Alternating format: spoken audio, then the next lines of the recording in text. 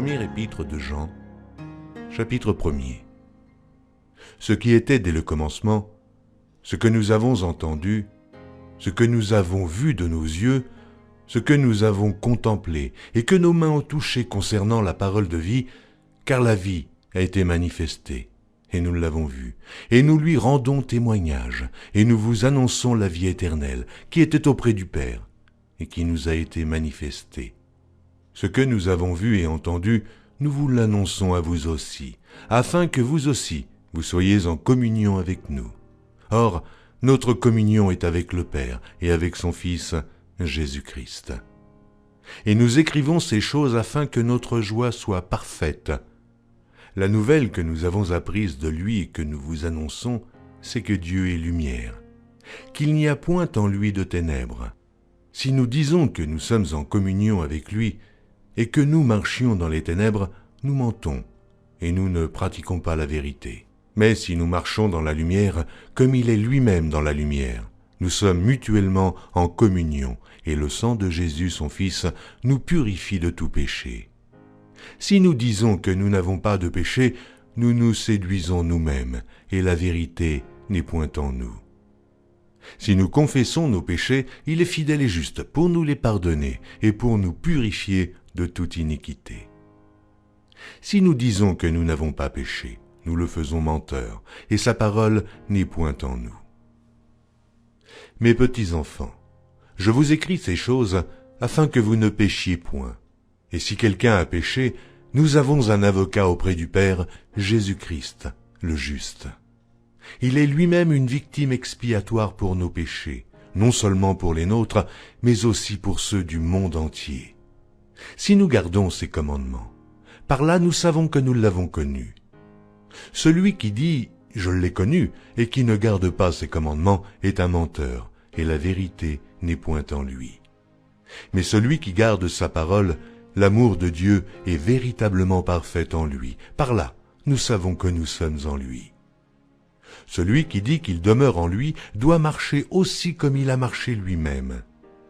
Bien-aimés, ce n'est pas un commandement nouveau que je vous écris, mais un commandement ancien, que vous avez eu dès le commencement.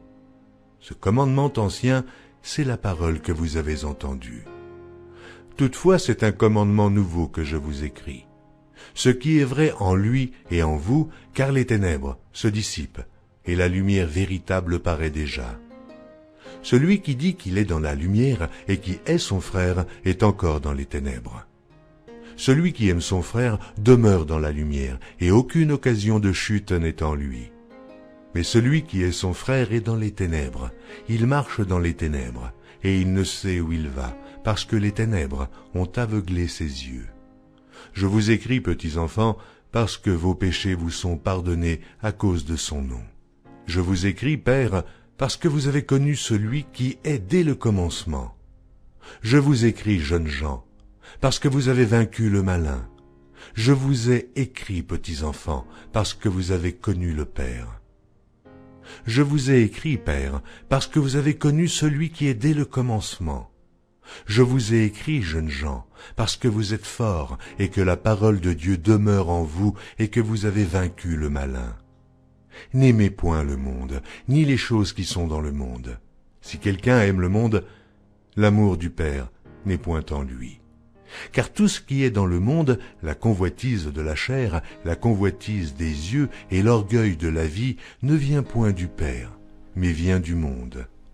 Et le monde passe, et sa convoitise aussi. Mais celui qui fait la volonté de Dieu demeure éternellement. Petits enfants, c'est la dernière heure. Et comme vous avez appris qu'un antéchrist vient, il y a maintenant plusieurs antéchrists. Par là, nous connaissons que c'est la dernière heure. Ils sont sortis du milieu de nous, mais ils n'étaient pas des nôtres. Car s'ils eussent été des nôtres, ils seraient demeurés avec nous. Mais cela est arrivé afin qu'il fût manifeste que tous ne sont pas des nôtres. Pour vous, vous avez reçu l'onction de la part de celui qui est saint, et vous avez tous de la connaissance.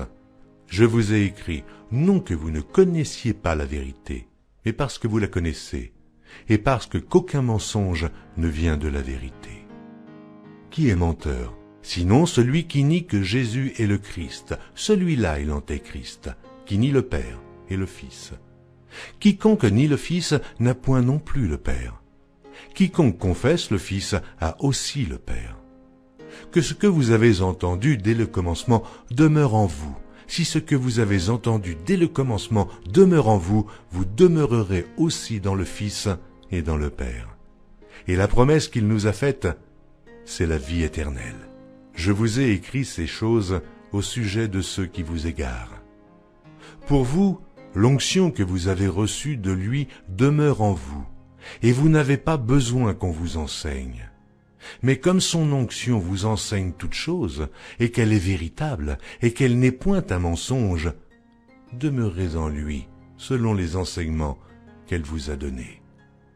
Et maintenant, petits enfants, demeurez en lui, afin que, lorsqu'il paraîtra, nous ayons de l'assurance, et qu'à son avènement, nous ne soyons pas confus et éloignés de lui. Si vous savez qu'il est juste, reconnaissez que quiconque pratique la justice est né de lui. Voyez quel amour le Père nous a témoigné pour que nous soyons appelés enfants de Dieu. Et nous le sommes. Si le monde ne nous connaît pas, c'est qu'il ne l'a pas connu. Bien-aimés, nous sommes maintenant enfants de Dieu, et ce que nous serons n'a pas encore été manifesté. Mais nous savons que, lorsque cela sera manifesté, nous serons semblables à lui, parce que nous le verrons tel qu'il est. Quiconque a cette espérance en lui se purifie, comme lui-même est pur. Quiconque pêche transgresse la loi, et le péché est la transgression de la loi.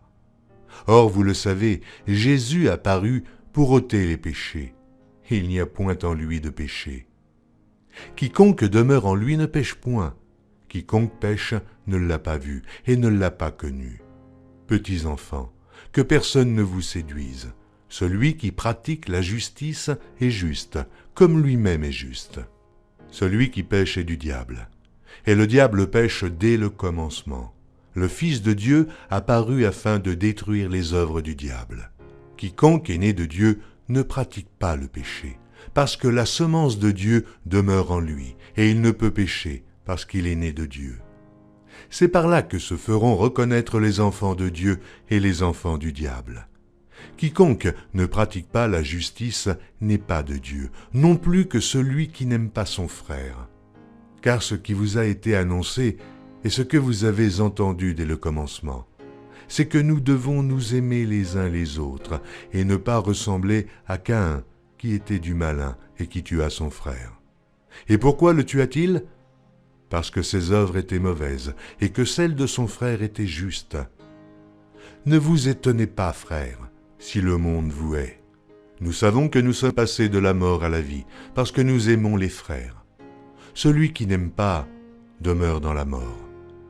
Quiconque hait son frère est un meurtrier. Et vous savez qu'aucun meurtrier n'a la vie éternelle demeurant en lui. Nous avons connu l'amour en ce qu'il a donné sa vie pour nous. Nous aussi, nous devons donner notre vie pour les frères. Si quelqu'un possède les biens du monde et que, voyant son frère dans le besoin, il lui ferme ses entrailles, comment l'amour de Dieu demeure-t-il en lui ? Petits enfants, n'aimons pas en parole et avec la langue, mais en action et avec vérité.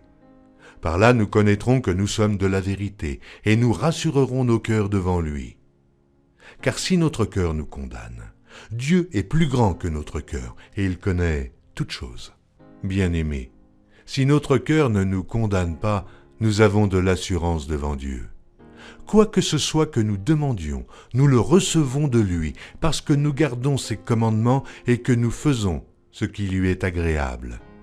Et c'est ici son commandement, que nous croyions au nom de son Fils Jésus-Christ et que nous nous aimions les uns les autres selon le commandement qu'il nous a donné. Celui qui garde ses commandements demeure en Dieu, et Dieu en lui. Et nous connaissons qu'il demeure en nous par l'Esprit qu'il nous a donné. Bien-aimés, n'ajoutez pas foi à tout esprit, mais éprouvez les esprits pour savoir s'ils sont de Dieu. Car plusieurs faux prophètes sont venus dans le monde. Reconnaissez à ceci l'Esprit de Dieu. Tout esprit qui confesse Jésus-Christ venu en chair est de Dieu. Et tout esprit qui ne confesse pas Jésus n'est pas de Dieu. C'est celui de l'Antéchrist dont vous avez appris la venue et qui maintenant est déjà dans le monde. Vous, petits enfants, vous êtes de Dieu, et vous les avez vaincus parce que celui qui est en vous est plus grand que celui qui est dans le monde. Eux, ils sont du monde. C'est pourquoi ils parlent d'après le monde, et le monde les écoute. Nous sommes de Dieu. Celui qui connaît Dieu nous écoute. Celui qui n'est pas de Dieu ne nous écoute pas.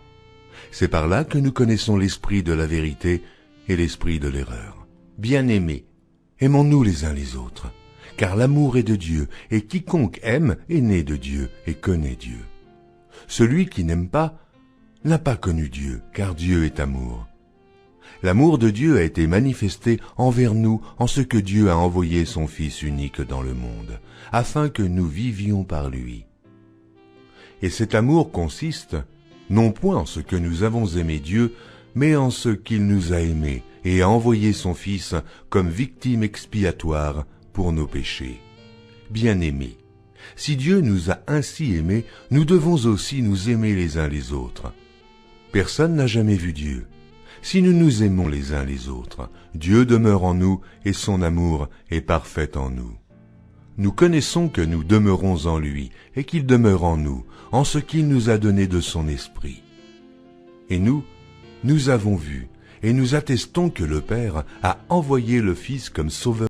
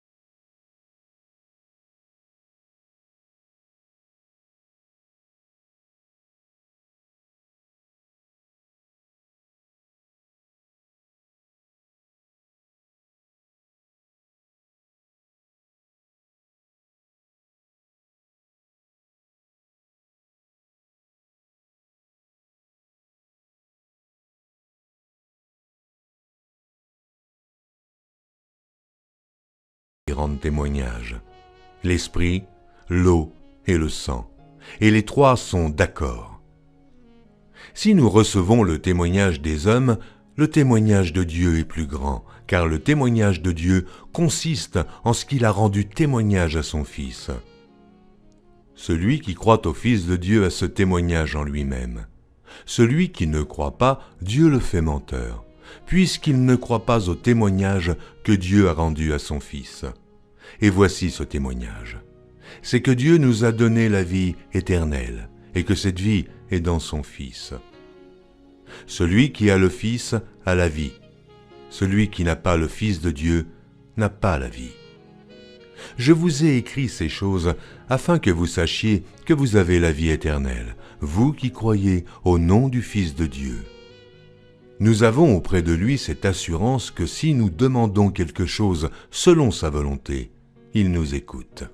Et si nous savons qu'il nous écoute, quelque chose que nous demandions, nous savons que nous possédons la chose que nous lui avons demandée. Si quelqu'un voit son frère commettre un péché qui ne mène point à la mort, qu'il prie, et Dieu donnera la vie à ce frère. Il la donnera à ceux qui commettent un péché qui ne mène point à la mort. Il y a un péché qui mène à la mort. Ce n'est pas pour ce péché-là que je dis de prier. Toute iniquité est un péché, et il y a tel péché qui ne mène pas à la mort. Nous savons que quiconque est né de Dieu ne pêche point, mais celui qui est né de Dieu se garde lui-même, et le malin ne le touche pas. Nous savons que nous sommes de Dieu, et que le monde entier est sous la puissance du malin. Nous savons aussi que le Fils de Dieu est venu, et qu'il nous a donné l'intelligence pour connaître le véritable. Et nous sommes dans le véritable, en son Fils, Jésus-Christ. C'est lui qui est le Dieu véritable et la vie éternelle. Petits enfants, gardez-vous des idoles.